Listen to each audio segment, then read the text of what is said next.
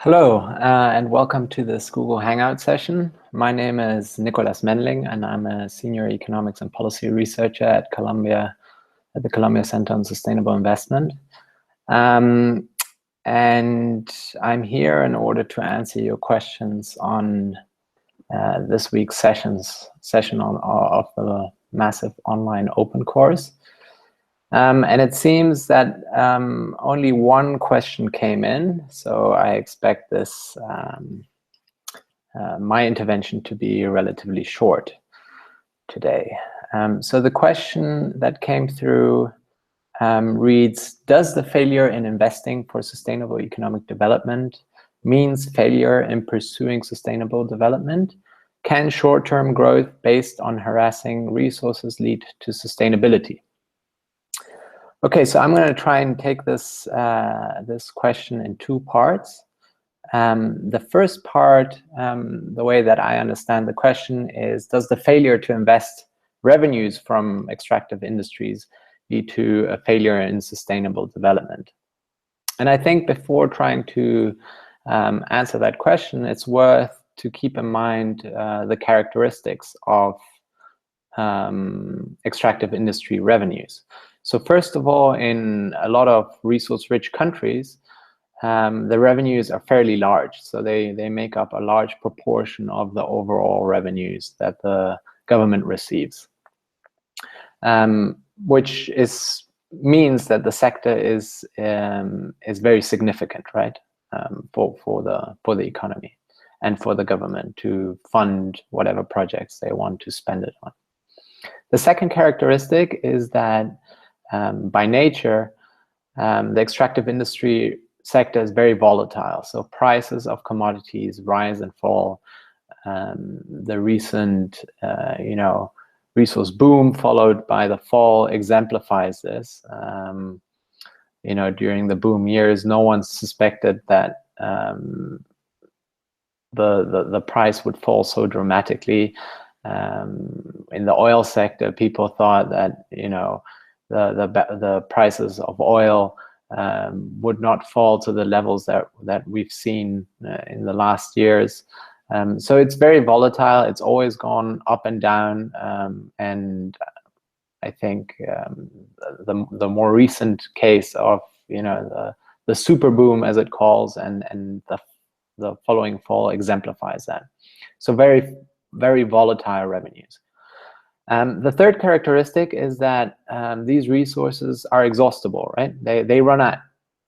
So a project generally has a lifespan of, can run from 20 years to 50 years, but at some point the resource will run out. So unless other projects start, the revenues from a project or from a particular sector at one point will no longer exist. Another characteristic from the extractive industry sector, when you spend the revenues excessively fast, is that it can cause other sectors in the economy to suffer. This can happen through several ways. So one way is if the government receives a lot of revenues and starts spending it, and the economy doesn't have the capacity to absorb that spending. So essentially, supply cannot react as quickly to the increasing demand that is going around because of increased money. Then prices will rise, which in turn will cause inflation and will cause inputs for other sectors and also for the society as a whole to increase. When foreign money also comes in, because a lot of these investments are made by foreign companies, then the exchange rate will increase, and then the domestic economy, the domestic currency, will be more expensive, which means that if other sectors that export goods to other countries, these will become more expensive and thereby less competitive.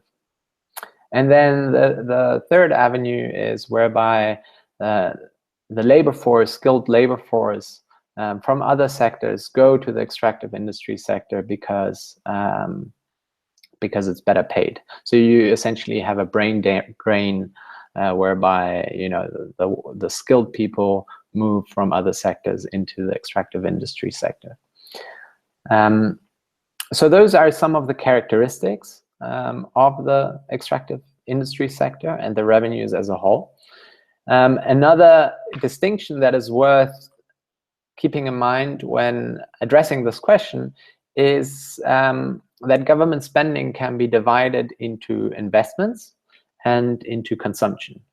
And by investment is generally understood in terms of spending that creates future benefits. So that can be infrastructure investments, that can be research, preventative health, for example, and also human capital investments.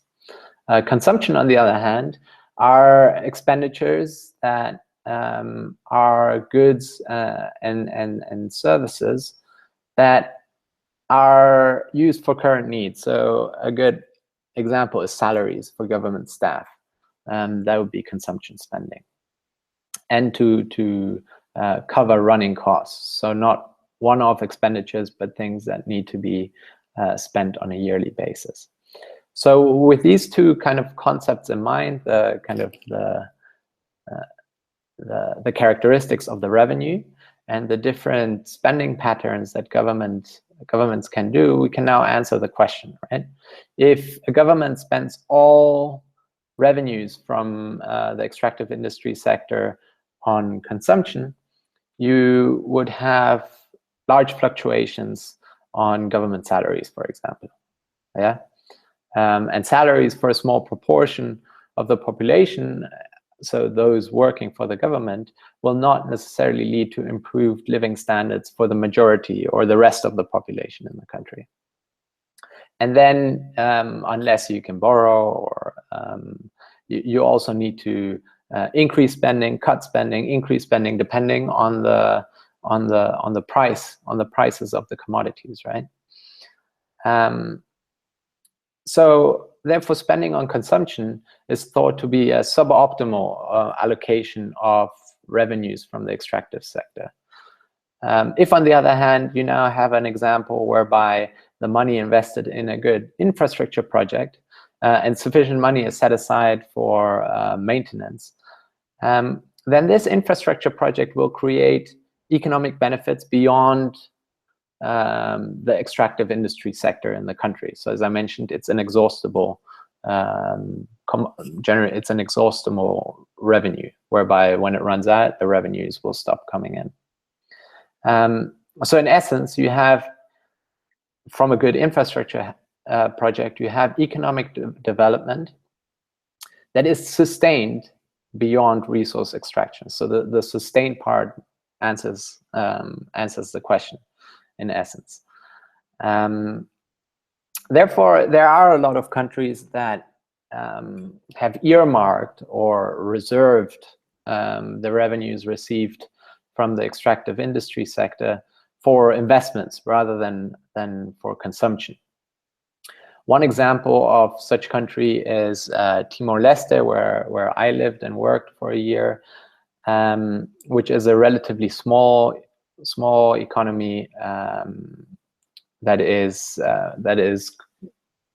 bordering Indonesia and to the north of Australia. They had it's a small economy with a small population, and they found, from their perspective, quite big oil finds, and when they came on stream, the economy was not yet at a state where it could absorb that increase in money allocation. So they decided to put that money into a petroleum fund. So a separate fund was set up where all the revenues from the oil would go in. And then they set up a human capital development fund and an infrastructure development fund. And in essence, they put into law that all the revenues from from the oil revenues would have to either be invested in infrastructure or in human capital, beyond the returns that the petroleum fund was giving them. And so at the time when I was working there, we were basically trying to review and make sure that the economy would be able to absorb the additional expenses that the government was making. So when they started spending on the power plant and electricity investments, for example, we tried to monitor in the macroeconomic directorate in the Ministry of Finance how the prices were reacting to make sure that inflation wouldn't go through the roof. So just to sum up, there is very strong evidence that in order to achieve sustainable development from extractive industry revenues, it should be spent on investments rather than consumption.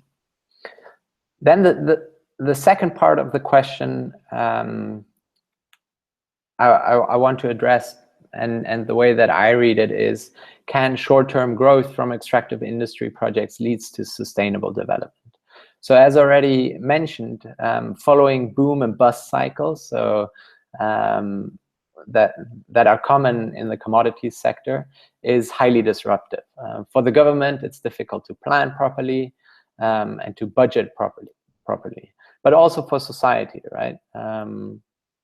You don't want an economy that grows quickly and then goes into recession and grows quickly. You don't want a large proportion of society having a job one day and not having a job next day. So so governments aim to achieve steady economic growth that is smooth. And in order to achieve this, governments should aim to smooth government expenditures. So the budget expenditures don't follow a similar cycle to the commodity cycle, but that the expenditure is relatively smooth. And then to diversify the economy away from the extractive industry sector, to not be so dependent just on one commodity, or not be so dependent just on minerals and oil and gas. As this will soften the blow for government revenues and on GDP growth and other indicators when you're not only reliant on one commodity.